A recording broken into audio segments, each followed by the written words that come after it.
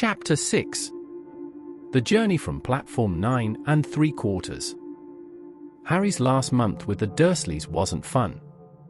True, Dudley was now so scared of Harry he wouldn't stay in the same room, while Aunt Petunia and Uncle Vernon didn't shut Harry in his cupboard, force him to do anything, or shout at him. In fact, they didn't speak to him at all. Half terrified, half furious, they acted as though any chair with Harry in it were empty. Although this was an improvement in many ways, it did become a bit depressing after a while. Harry kept to his room, with his new owl for company. He had decided to call her Hedwig, a name he had found in a history of magic. His school books were very interesting. He lay on his bed reading late into the night, Hedwig swooping in and out of the open window as she pleased. It was lucky that Aunt Petunia didn't come in to vacuum anymore, because Hedwig kept bringing back dead mice. Every night before he went to sleep, Harry ticked off another day on the piece of paper he had pinned to the wall, counting down to September the 1st. On the last day of August, he thought he'd better speak to his aunt and uncle about getting to King's Cross Station the next day, so he went down to the living room where they were watching a quiz show on television. He cleared his throat to let them know he was there, and Dudley screamed and ran from the room. Uncle Vernon. Uncle Vernon grunted to show he was listening. I need to be at King's Cross tomorrow to go to Hogwarts. Uncle Vernon grunted again. Would it be alright if you gave me a lift? Grunt. Harry supposed that meant yes. Thank you. He was about to go back upstairs when Uncle Vernon actually spoke. Funny way to get to a wizard school, the train. Magic carpets all got punctures, have they? Harry didn't say anything. Where is this school, anyway? I don't know, said Harry, realizing this for the first time. He pulled the ticket Hagrid had given him out of his pocket. I just take the train from platform 9 3/4 at 11 o'clock. He read. His aunt and uncle stared. Platform what? 9 3/4. Don't talk rubbish, said Uncle Vernon. There is no platform 9 3/4. It's on my ticket. Barking, said Uncle Vernon. howling mad, the lot of them. You'll see. You just wait. All right, we'll take you to King's Cross. We're going up to London tomorrow anyway, or I wouldn't bother. Why are you going to London? Harry asked, trying to keep things friendly. Taking Dudley to the hospital. Growled Uncle Vernon. Got to have that ruddy tail removed before he goes to Smeltings. Harry woke at 5 o'clock the next morning and was too excited and nervous to go back to sleep. He got up and pulled on his jeans because he didn't want to walk into the station in his wizard's robes. He'd change on the train. He checked his Hogwarts list yet again to make sure he had everything he needed, saw that Hedwig was shut safely in her cage, and then paced the room, waiting for the Dursleys to get up. 2 hours later, Harry's huge, heavy trunk had been loaded into the Dursleys' car. Aunt Petunia had talked Dudley into sitting next to Harry, and they had set off. They reached King's Cross at 10:30. Uncle Vernon dumped Harry's trunk onto a cart and wheeled it into the station for him. Harry thought this was strangely kind until Uncle Vernon stopped dead, facing the platforms with a nasty grin on his face. Well, there you are, boy. Platform 9, platform 10. Your platform should be somewhere in the middle, but they don't seem to have built it yet, do they? He was quite right, of course. There was a big plastic number 9 over one platform and a big plastic number 10 over the one next to it, and in the middle, nothing at all. Have a good term, said Uncle Vernon with an even nastier smile. He left without another word. Harry turned and saw the Dursleys drive away. All three of them were laughing. Harry's mouth went rather dry. What on earth was he going to do? He was starting to attract a lot of funny looks because of Hedwig. He'd have to ask someone. He stopped a passing guard, but didn't dare mention platform 9 3/4. The guard had never heard of Hogwarts, and when Harry couldn't even tell him what part of the country it was in, he started to get annoyed, as though Harry was being stupid on purpose. Getting desperate, Harry asked for the train that left at 11 o'clock, but the guard said there wasn't one. In the end, the guard strode away, muttering about time wasters. Harry was now trying hard not to panic. According to the large clock over the arrivals board, he had 10 minutes left to get on the train to Hogwarts, and he had no idea how to do it. He was stranded in the middle of a station with a trunk he could hardly lift, a pocket full of wizard money, and a large owl. Hagrid must have forgotten to tell him something you had to do, like tapping the third brick on the left to get into Diagon Alley. He wondered if he should get out his wand and start tapping the ticket inspector's stand between platforms 9 and 10. At that moment, a group of people passed just behind him, and he caught a few words of what they were saying. Packed with muggles, of course. Harry swung round. The speaker was a plump woman who was talking to 4 boys, all with flaming red hair. Each of them was pushing a trunk like Harry's in front of him, and they had an owl. Hard hammering, Harry pushed his cart after them. They stopped, and so did he, just near enough to hear what they were saying. Now, what's the platform number? 9 3/4. Piped a small girl, also red-headed, who was holding her hand. Mom, can't I go? You're not old enough, Ginny, now be quiet. All right, Percy, you go first. What looked like the oldest boy marched toward platforms 9 and 10. Harry watched, careful not to blink in case he missed it, but just as the boy reached the dividing barrier between the 2 platforms, a large crowd of tourists came swarming in front of him, and by the time the last backpack had cleared away, the boy had vanished. Fred, you next. The plump woman said. I'm not Fred, I'm George. Said the boy.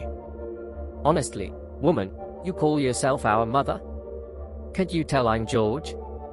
Sorry, George dear. Only joking, I am Fred. Said the boy, and off he went. His twin called after him to hurry up, and he must have done so, because a second later, he had gone, but how had he done it?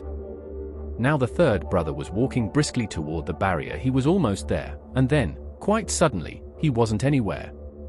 There was nothing else for it. Excuse me, Harry said to the plump woman. Hello dear. She said. First time at Hogwarts. Ron's new too. She pointed at the last and youngest of her sons. He was tall, thin, and gangling, with freckles, big hands and feet, and a long nose. Yes. Said Harry. The thing is, I don't know how to. How to get onto the platform? She said kindly, and Harry nodded. Not to worry. She said. All you have to do is walk straight at the barrier between platforms 9 and 10. Don't stop and don't be scared you'll crash into it, that's very important. Best do it at a bit of a run if you're nervous. Go on, go now before Ron. Okay. Said Harry. He pushed his trolley around and stared at the barrier. It looked very solid. He started to walk toward it.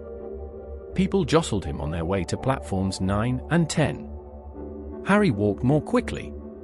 He was going to smash right into that barrier, and then he'd be in trouble. Leaning forward on his cart, he broke into a heavy run. The barrier was coming nearer and nearer. He wouldn't be able to stop. The cart was out of control. He was a foot away. He closed his eyes ready for the crash. It didn't come. He kept on running. He opened his eyes. A scarlet steam engine was waiting next to a platform packed with people. A sign overhead said Hogwarts Express, 11 o'clock. Harry looked behind him and saw a wrought iron archway where the barrier had been, with the words platform 9 3/4 on it. He had done it.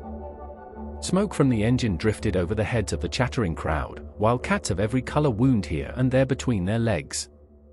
Owls hooted to one another in a disgruntled sort of way over the babble and the scraping of heavy trunks. The first few carriages were already packed with students, some hanging out of the window to talk to their families, some fighting over seats. Harry pushed his cart off down the platform in search of an empty seat. He passed a round-faced boy who was saying, Gran, I've lost my toad again. Oh, Neville. He heard the old woman sigh. A boy with dreadlocks was surrounded by a small crowd. Give us a look, Lee, go on. The boy lifted the lid of a box in his arms, and the people around him shrieked and yelled as something inside poked out a long, hairy leg. Harry pressed on through the crowd until he found an empty compartment near the end of the train. He put Hedwig inside first and then started to shove and heave his trunk toward the train door. He tried to lift it up the steps, but could hardly raise one end, and twice he dropped it painfully on his foot. Want a hand? It was one of the red-haired twins he'd followed through the barrier. Yes, please. Harry panted. Oi, Fred. Come here and help. With the twins' help, Harry's trunk was at last tucked away in a corner of the compartment. Thanks, Said Harry, pushing his sweaty hair out of his eyes. What's that? Said one of the twins suddenly, pointing at Harry's lightning scar. Blimey. Said the other twin. Are you? He is. Said the first twin. Aren't you? He added to Harry. What? Said Harry. Harry Potter. Chorused the twins. Oh, him. I mean, yes, I am. The two boys gawked at him, and Harry felt himself turning red.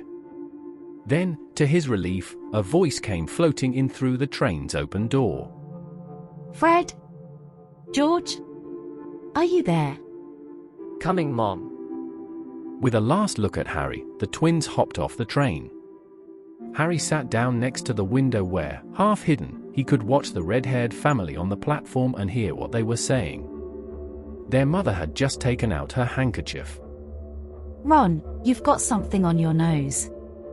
The youngest boy tried to jerk out of the way, but she grabbed him and began rubbing the end of his nose. Mom, go off. He wriggled free. Has Ickle Ronnie got something on his nosy? Said one of the twins. Shut up. Said Ron. Where's Percy? Said their mother. He's coming now. The oldest boy came striding into sight. He had already changed into his billowing black Hogwarts robes, and Harry noticed a shiny silver badge on his chest with the letter P on it. Can't stay long, Mother. I'm up front. The prefects have got 2 compartments to themselves. Oh, you a prefect, Percy. Said one of the twins, with an air of great surprise. You should have said something, we had no idea. Hang on, I think I remember him saying something about it. Said the other twin. Once. Or twice. A minute. All summer. Oh, shut up. Said Percy the prefect. How come Percy gets new robes anyway? Said one of the twins. Because he's a prefect. Said their mother fondly. All right, dear. Well, have a good term. Send me an owl when you get there. She kissed Percy on the cheek and he left. Then she turned to the twins. Now, you two, this year, you behave yourselves. If I get one more owl telling me you've blown up a toilet or... Blown up a toilet? We've never blown up a toilet. It's not funny. And look after Ron. Don't worry, Ickle Ronikins is safe with us. Shut up. Said Ron again. He was almost as tall as the twins already and his nose was still pink where his mother had rubbed it. Hey Mom, guess what? Guess who we just met on the train? Harry leaned back quickly so they couldn't see him looking. You know that black-haired boy who was near us in the station? Know who he is? Who? Harry Potter. Harry heard the little girl's voice. Oh, Mom, can I go on the train and see him? Mom, please. You've already seen him, Ginny, and the poor boy isn't something you goggle at in a zoo. Is he really Fred? How do you know? Asked him. Saw his scar. It's really there, like lightning. Poor dear, no wonder he was alone, I wondered. He was ever so polite when he asked how to get onto the platform. Never mind that, do you think he remembers what you know who looks like? Their mother suddenly became very stern. I forbid you to ask him, Fred. No, don't you dare. As though he needs reminding of that on his first day at school. All right, keep your hair on. A whistle sounded. Hurry up. Their mother said, and the three boys clambered onto the train. They leaned out of the window for her to kiss them goodbye, and their younger sister began to cry. Don't, Ginny, we'll send you loads of owls. We'll send you a Hogwarts toilet seat. George? Only joking, Mom. The train began to move. Harry saw the boy's mother waving and their sister, half laughing, half crying, running to keep up with the train until it gathered too much speed, then she fell back and waved. Harry watched the girl and her mother disappear as the train rounded the corner. Houses flashed past the window. Harry felt a great leap of excitement. He didn't know what he was going to, but it had to be better than what he was leaving behind. The door of the compartment slid open and the youngest red-headed boy came in. Anyone sitting there? He asked, pointing at the seat opposite Harry. Everywhere else is full. Harry shook his head and the boy sat down. He glanced at Harry and then looked quickly out of the window, pretending he hadn't looked. Harry saw he still had a black mark on his nose. Hey, Ron. The twins were back. Listen, we're going down the middle of the train. Lee Jordan's got a giant tarantula down there. Right, Mumbled Ron. Harry, Said the other twin. did we introduce ourselves? Fred and George Weasley. And this is Ron, our brother. See you later then. The twins slid the compartment door shut behind them. are you really Harry Potter? Ron blurted out. Harry nodded. Oh, well, I thought it might be one of Fred and George's jokes. Said Ron. And have you really got, you know? He pointed at Harry's forehead. Harry pulled back his bangs to show the lightning scar. Ron stared. So that's where you know who? Yes, Said Harry. but I can't remember it. Nothing. Said Ron eagerly. Well, I remember a lot of green light, but nothing else. Wow. Said Ron. He sat and stared at Harry for a few moments, then, as though he had suddenly realized what he was doing, he looked quickly out of the window again. Are all your family wizards? Asked Harry, who found Ron just as interesting as Ron found him. Yes, I think so. I think Mom's got a second cousin who's an accountant, but we never talk about him. So you must know loads of magic already. The Weasleys were clearly one of those old wizarding families the pale boy in Diagon Alley had talked about. I heard you went to live with muggles. What are they like? Horrible. Well, not all of them. My aunt and uncle and cousin are though. Wish I'd had 3 wizard brothers. 5. Said Ron. For some reason, he was looking gloomy. I'm the 6th in our family to go to Hogwarts. You could say I've got a lot to live up to. Bill and Charlie have already left. Bill was head boy and Charlie was captain of Quidditch. Now Percy's a prefect. Fred and George mess around a lot, but they still get really good marks and everyone thinks they're really funny. Everyone expects me to do as well as the others, but if I do, it's no big deal, because they did it first. You never get anything new either, with 5 brothers. I've got Bill's old robes, Charlie's old wand, and Percy's old rat. Ron reached inside his jacket and pulled out a fat grey rat, which was asleep. His name's Scabbers and he is useless. He hardly ever wakes up. Percy got an owl from my dad for being made a prefect, but they couldn't have. I got Scabbers instead. Ron's ears went pink. He seemed to think he'd said too much, because he went back to staring out of the window. Harry didn't think there was anything wrong with not being able to afford an owl. After all, he'd never had any money in his life until a month ago, and he told Ron so, all about having to wear Dudley's old clothes and never getting proper birthday presents. This seemed to cheer Ron up. And until Hagrid told me, I didn't know anything about being a wizard or about my parents or Voldemort. Ron gasped. What? Said Harry. You said you know whose name? Said Ron, sounding both shocked and impressed. I'd have fought you, of all people. I'm not trying to be brave or anything. Saying the name, I just never knew you shouldn't. See what I mean? I've got loads to learn. I bet. He added, voicing for the first time something that had been worrying him a lot lately. I bet I'm the worst in the class. You won't be. There's loads of people who come from Muggle families and they learn quick enough. While they had been talking, the train had carried them out of London. Now they were speeding past fields full of cows and sheep.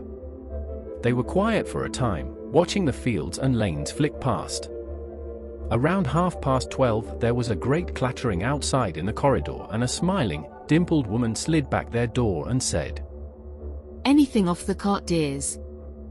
Harry, who hadn't had any breakfast, leapt to his feet, but Ron's ears went pink again and he muttered that he'd brought sandwiches. Harry went out into the corridor. He had never had any money for candy with the Dursleys, and now that he had pockets rattling with gold and silver, he was ready to buy as many Mars bars as he could carry, but the woman didn't have Mars bars.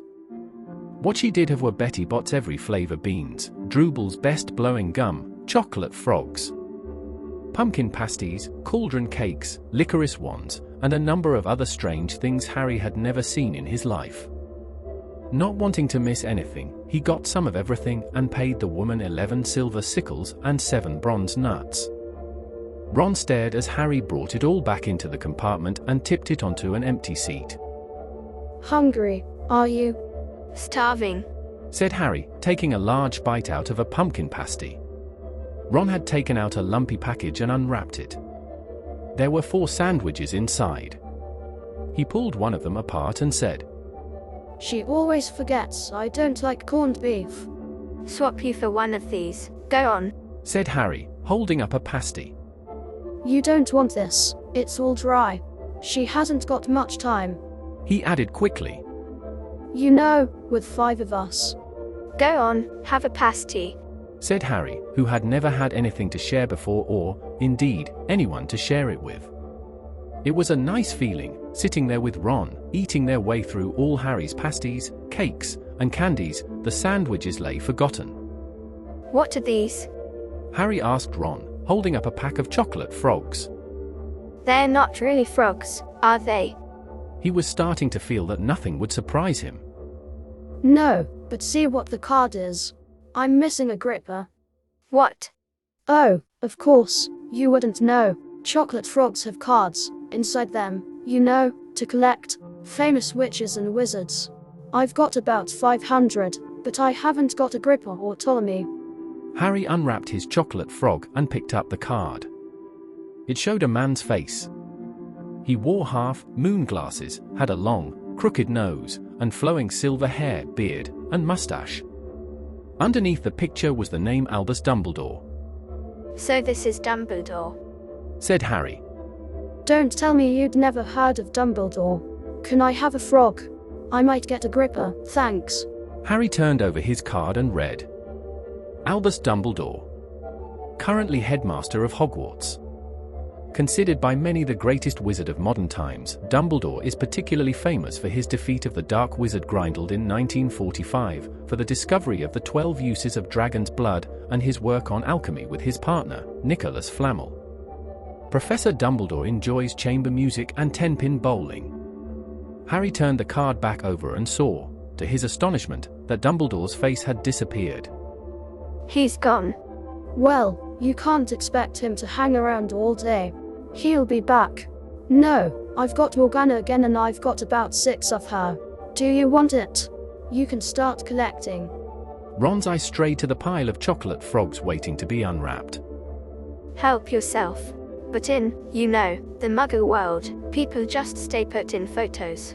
Do they? What? They don't move at all? Ron sounded amazed. Harry stared as Dumbledore sidled back into the picture on his card and gave him a small smile. Ron was more interested in eating the frogs than looking at the famous witches and wizards cards, but Harry couldn't keep his eyes off them. Soon he had not only Dumbledore and Morgana, but Hengist of Woodcroft, Alberic Grunion, Cersei, Paracelsus, and Merlin. He finally tore his eyes away from the Druidess Cleodna, who was scratching her nose, to open a bag of Bertie Bott's every flavor beans. You want to be careful with those. Ron warned Harry. When they say every flavor, they mean every flavor. You know, you get all the ordinary ones like chocolate and peppermint and mallard, but then you can get spinach and liver and tripe. George reckons he had a booger-flavored one once. Ron picked up a green bean, looked at it carefully, and bit into a corner. See? Sprouts. They had a good time eating the every flavor beans. Harry got toast, coconut, baked bean, strawberry, curry, grass, coffee, sardine, and was even brave enough to nibble the end off a funny grey one Ron wouldn't touch, which turned out to be pepper. The countryside now flying past the window was becoming wilder. The neat fields had gone. Now there were woods, twisting rivers, and dark green hills. There was a knock on the door of their compartment and the round-faced boy Harry had passed on platform 9 3/4 came in. He looked tearful. Sorry, He said. but have you seen a toad at all? When they shook their heads, he wailed. I've lost him. He keeps getting away from me. He'll turn up, Said Harry. Yes. Said the boy miserably. Well, if you see him. He left. Don't know why he's so bothered. If I'd brought a toad, I'd lose it as quick as I could. Mind you, I brought Scabbers, so I can't talk. The rat was still snoozing on Ron's lap. He might have died and you wouldn't know the difference. Said Ron in disgust. I tried to turn him yellow yesterday to make him more interesting, but the spell didn't work. I'll show you. Look. He rummaged around in his trunk and pulled out a very battered-looking wand. It was chipped in places and something white was glinting at the end. Unicorn hairs nearly poking out. Anyway, he had just raised his wand when the compartment door slid open again. The toadless boy was back, but this time he had a girl with him. She was already wearing her new Hogwarts robes. Has anyone seen a toad? Neville's lost one. She said. She had a bossy sort of voice, lots of bushy brown hair, and rather large front teeth. We've already told him we haven't seen it, Said Ron, but the girl wasn't listening. She was looking at the wand in his hand. Oh, are you doing magic? Let's see it then. She sat down. Ron looked taken aback. All right. He cleared his throat. Sunshine, daisies, buttermellow, turn this stupid, fat rat yellow. He waved his wand, but nothing happened. Scabbers stayed grey and fast asleep. Are you sure that's a real spell? Said the girl. Well, it's not very good, is it? I've tried a few simple spells just for practice and it's all worked for me. Nobody in my family's magic at all. It was ever such a surprise when I got my letter, but I was ever so pleased. Of course, I mean, it's the very best school of witchcraft there is. I've learned all our course books by heart. Of course, I just hope it will be enough. I'm Hermione Granger. By the way, who are you? She said all this very fast. Harry looked at Ron and was relieved to see by his stunned face that he hadn't learned all the course books by heart either. I'm Ron Weasley. Ron muttered. Harry Potter. Said Harry. Are you really? Said Hermione. I know all about you. Of course, I got a few extra books for background reading, and you're in modern magical history and the rise and fall of the dark arts and great wizarding events of the 20th century. Am I? Said Harry, feeling dazed. Goodness, didn't you know? I'd have found out everything I could if it was me. Said Hermione. Do either of you know what house you'll be in? I've been asking around, and I hope I'm in Gryffindor. It sounds by far the best. I hear Dumbledore himself was in it, but I suppose Ravenclaw wouldn't be too bad. Anyway, we'd better go and look for Neville's toad. You two had better change, you know, I expect we'll be there soon. And she left, taking the toadless boy with her. Whatever house I'm in, I hope she's not in it. Said Ron. He threw his wand back into his trunk. Stupid spell, George gave it to me, bet he knew it was a dud. What house are your brothers in? Asked Harry. Gryffindor, Mom and Dad were in it, too. I don't know what they'll say if I'm not. I don't suppose Ravenclaw would be too bad, but imagine if they put me in Slytherin. That's the house Vol. I mean, you know who was in. Yeah, Said Ron. He flopped back into his seat, looking depressed. You know, I think the ends of Scabbers' whiskers are a bit lighter. Said Harry, trying to take Ron's mind off houses. So what do your oldest brothers do now that they've left, anyway? Harry was wondering what a wizard did once he'd finished school.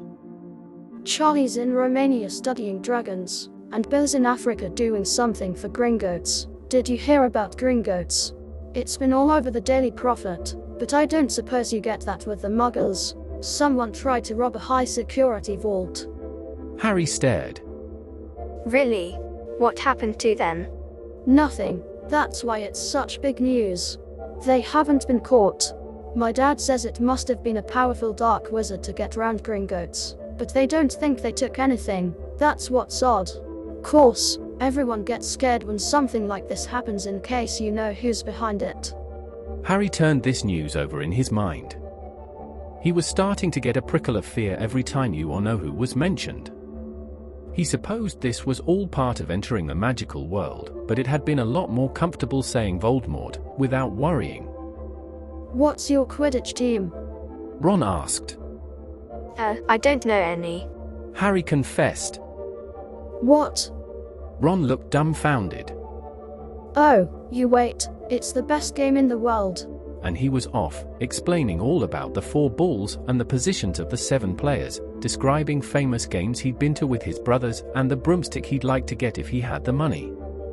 He was just taking Harry through the finer points of the game when the compartment door slid open yet again, but it wasn't Neville the Toadless Boy, or Hermione Granger this time. 3 boys entered, and Harry recognized the middle one at once. It was the pale boy from Madame Malkin's robe shop. He was looking at Harry with a lot more interest than he'd shown back in Diagon Alley. Is it true? He said.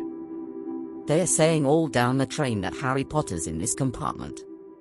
So it's you, is it? Yes. Said Harry. He was looking at the other boys. Both of them were thick-set and looked extremely mean. Standing on either side of the pale boy, they looked like bodyguards. Oh, this is Crabbe and this is Goyle. Said the pale boy carelessly, noticing where Harry was looking. And my name's Malfoy, Draco Malfoy. Ron gave a slight cough, which might have been hiding a snigget.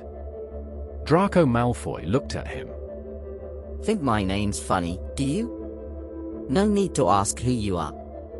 My father told me all the Weasleys have red hair, freckles, and more children than they can afford. He turned back to Harry. You'll soon find out some wizarding families are much better than others, Potter. You don't want to go making friends with the wrong sort. I can help you there.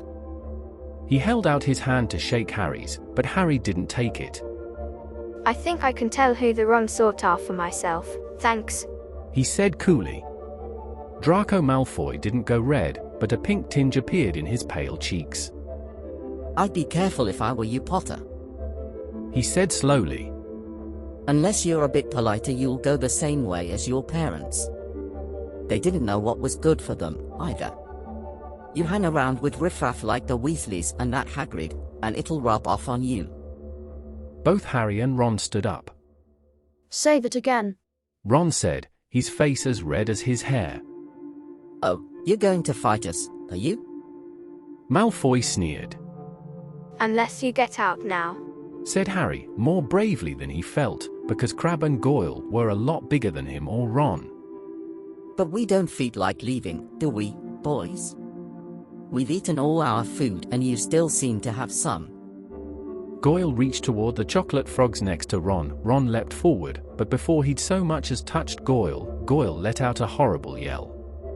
Scabbers the rat was hanging off his finger, sharp little teeth sunk deep into Goyle's knuckle. Crabbe and Malfoy backed away as Goyle swung Scabbers round and round, howling, and when Scabbets finally flew off and hit the window, all three of them disappeared at once.